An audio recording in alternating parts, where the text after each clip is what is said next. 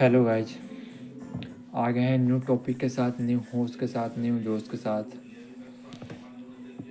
मेरा नाम ओशो हिंदी पुंज, हिंदी एंड इंग्लिश पुंज।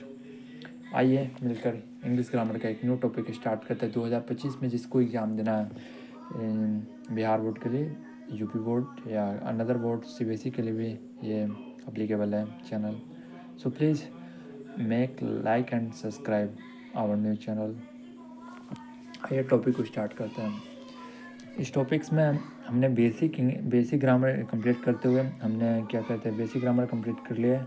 आइए इंग्लिश के सेकंड पार्ट को स्टार्ट करते हैं, एम्फैटिक सेंटेंस। एम्फैटिक सेंटेंस को आखिर कहा क्या जाता है, एम्फैटिक सेंटेंस होता क्या है, ये दोनों को समझने से पहले एम्फैटिक सेंटेंस का हिंदी मतलब क्या होता है ये भी समझ आया।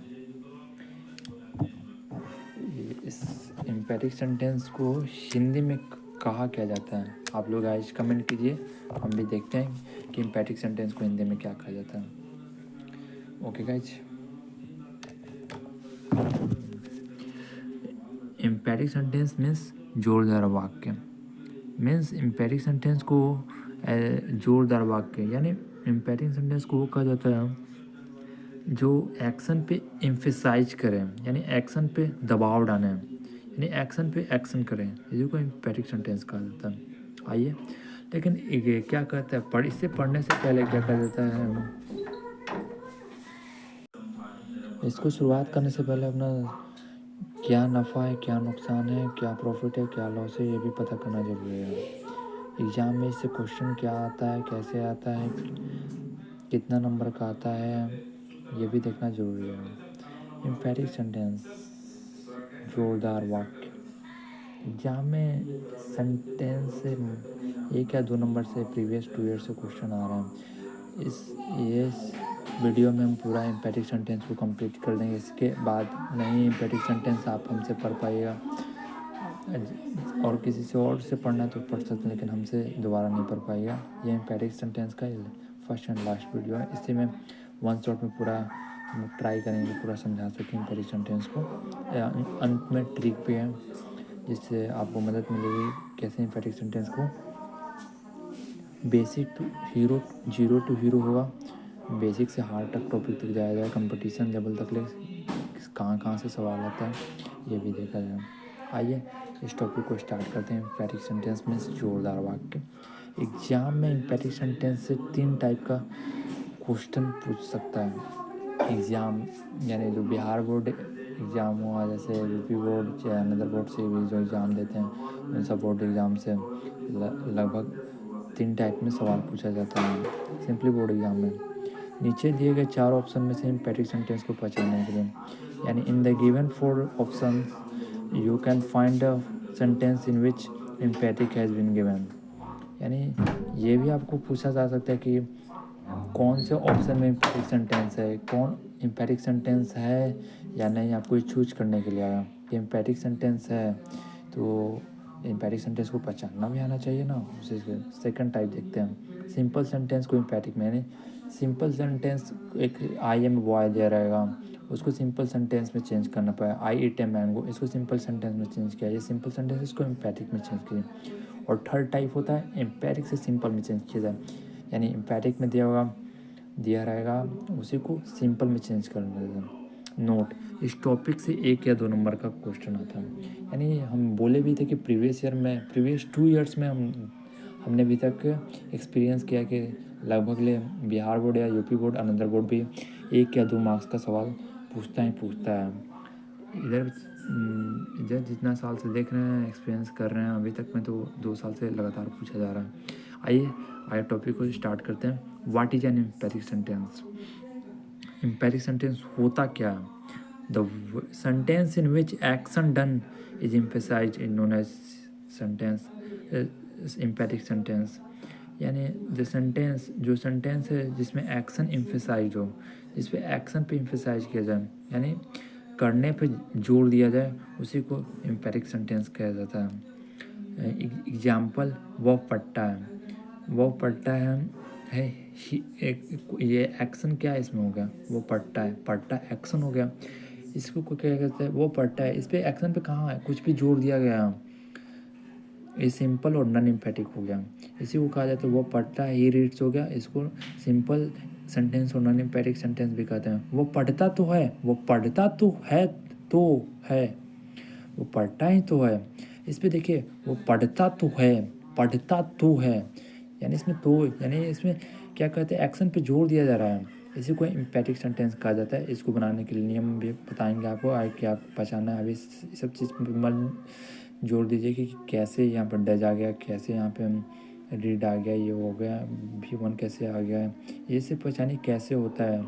एक्शन पे देखिए, ये सिंपल सा इसका फंडा है, जिस पे एक्शन पे ना, जिसके एक्शन पे एम्फेसाइज, जिस पे एक्शन पे जोर ना दिया जाए उसको क्या कहा जाता है, उसको जोर नहीं दिया जाए उसको नॉन एम्फेटिक कहें, सिंपल सेंटेंस कहेंगे। और जिसको एक्शन पे जोर दिया जाए यानी एम्फेसाइज किया जाए उसको एम्फेटिक सेंटेंस कहेंगे। ये दो कोई एग्जाम्पल हो, इसको भी आप नोट कर सकते हैं। आइए, important top points about an emphatic sentence, यानी इंपॉर्टेंट पॉइंट्स, यानी इंपॉर्टेंट पॉइंट्स मीन्स कि इसमें महत्वपूर्ण बिंदु क्या क्या है एम्फेटिक सेंटेंस होने के लिए।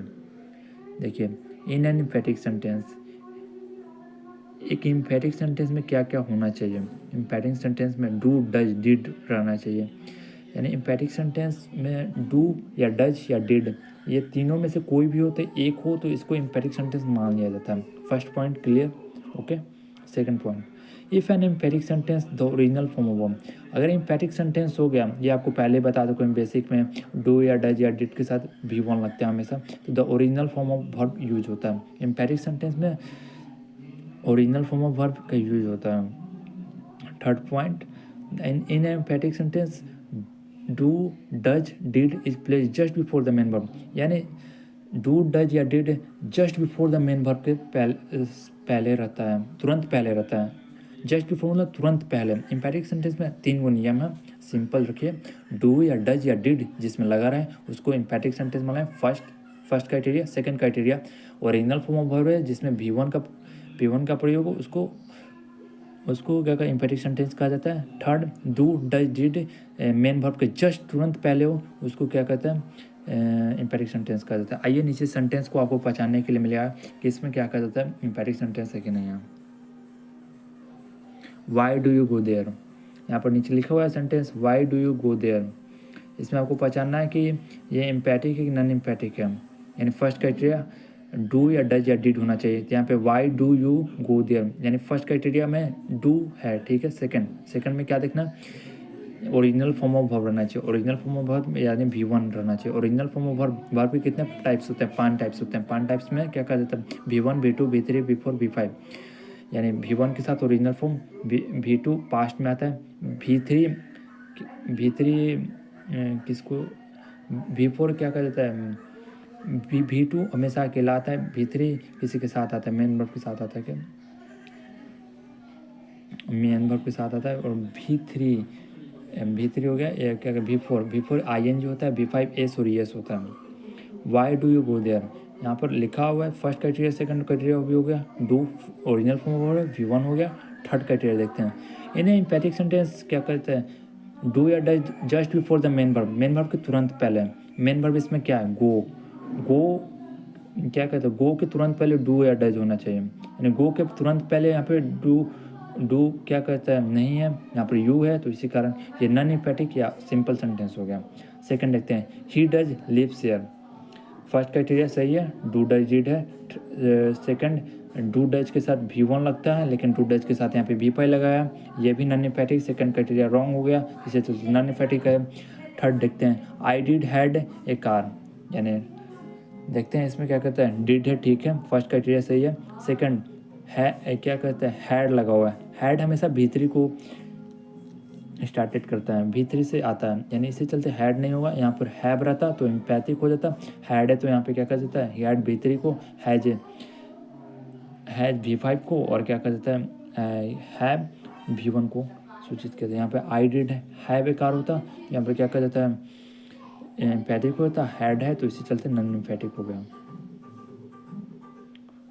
फोर्थ देखते हैं, he does have a car. He does have a car, यानी he does have a car, ठीक है, he does have a car emphatic sentence. हाँ, डज के साथ V1 भी है, सो सही, ये सही है। ही डज डिड के साथ हमेशा V1 का प्रयोग होता है, ये चीज़ आएगा।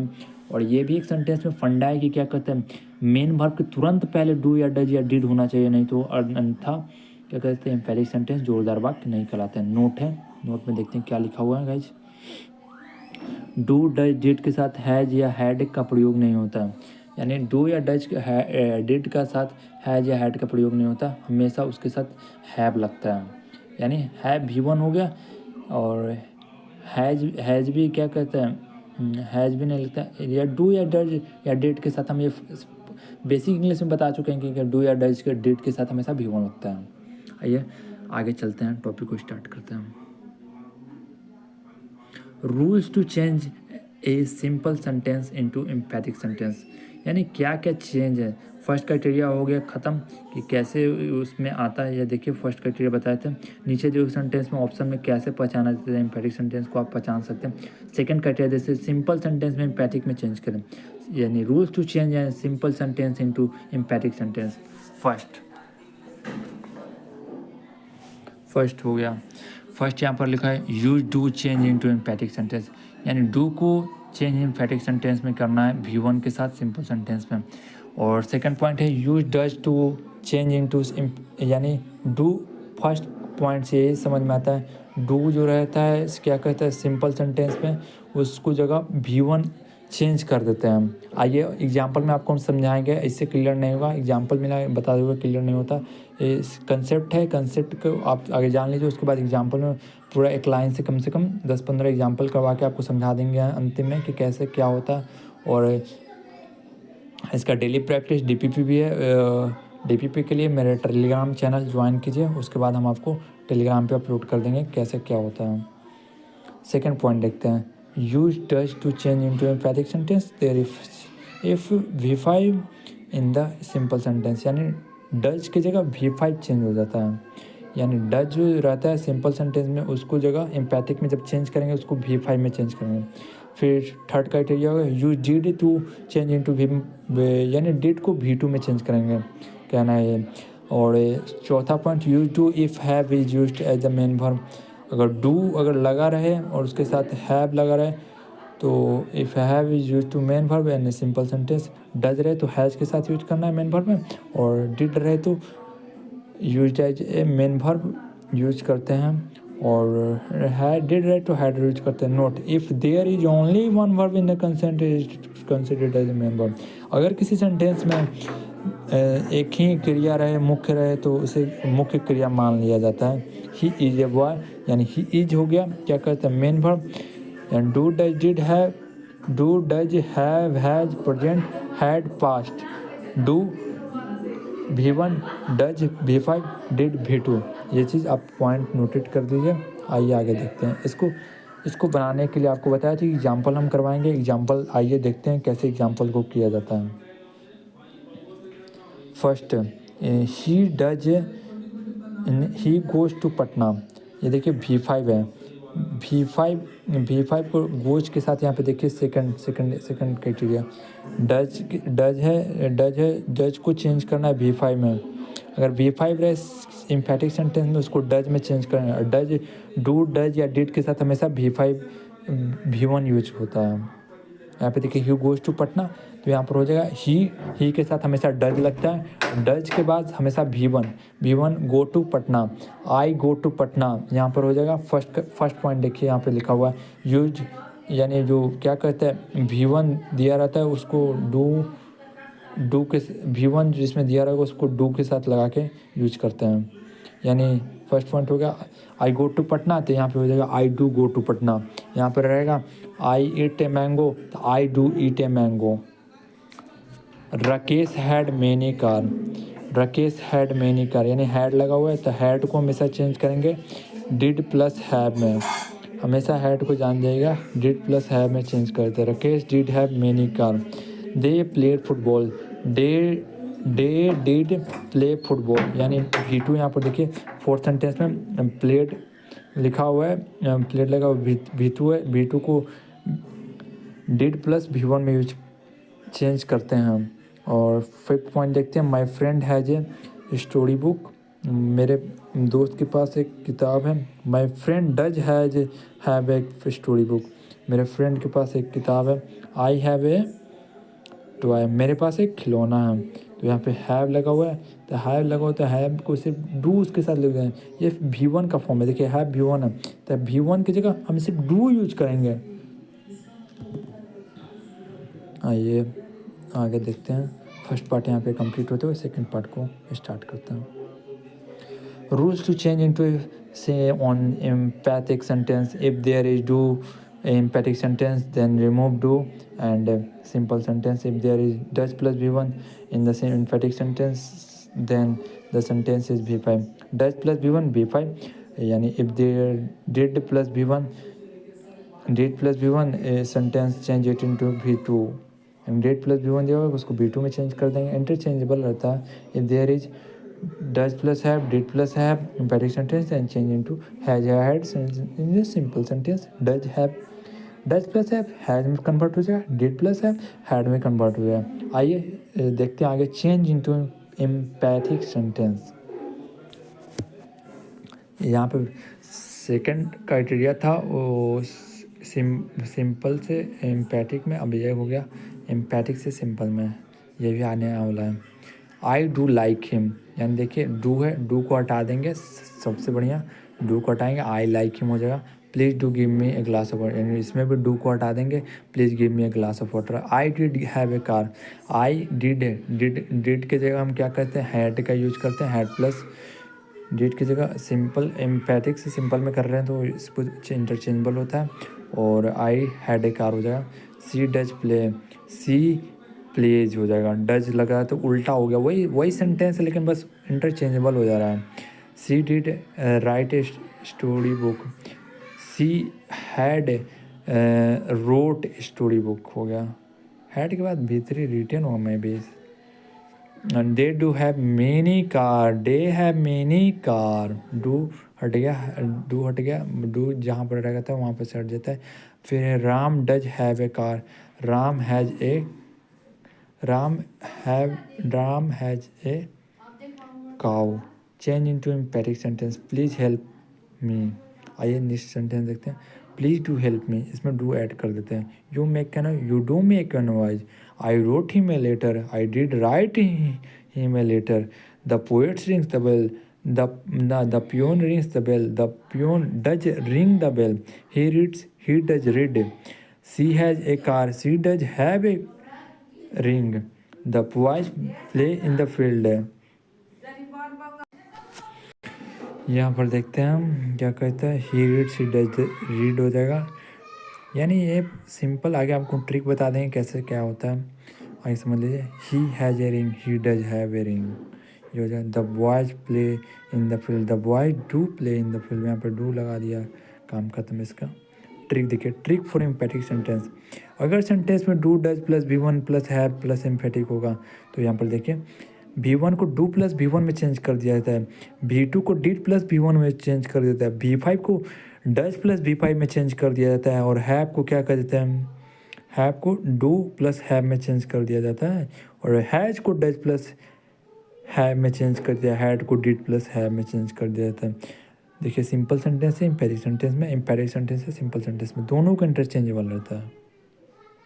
आई डिड हेल्प द पुअर, यानी I help the poor. He does want a go, he wants to go. Sita did have a book, Sita had a book. यहाँ पर पूरा एम्पैथिक सेंटेंस को हम एक वीडियो में बहुत ट्राई किए, समझाएं। आपको अगर इसका PDF चाहिए हम आपको अपना टेलीग्राम चैनल पे अपलोड कर देंगे। और गाइज इसी तरह प्यार और सपोर्ट बताइएगा, like and subscribe this channel, and मिलता है नेक्स्ट वीडियो के साथ। Goodbye and take care, happy new year in advance. Goodbye, take care.